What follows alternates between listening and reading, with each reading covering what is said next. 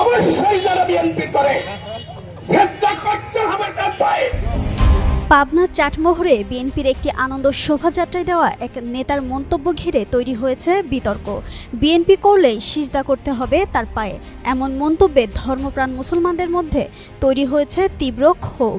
Every people except doctor Hasan Jabir Touhid অবশ্যই যারা BNP করে চেষ্টা করতে হবে তার পায়ে। গেল 2 জুলাই বিকেলে পাবনার চাটমোহরে এক আনন্দ শোভাযাত্রা শেষে ওই বক্তব্য দেন ভাঙ্গুড়া উপজেলা বিএনপির নেতা রেজাউল করিম রেজা। ওই বক্তব্যটি ইতিমধ্যে ফেসবুকে ভাইরাল হয়েছে। বিতর্কিত ওই বক্তব্য নিয়ে সোশ্যাল মিডিয়ায় আলোচনা ও সমালোচনার ঝড় বইছে। ধর্মীয় অনুভূতিতে আঘাত লেগেছে বলে দাবি করেন স্থানীয়রা।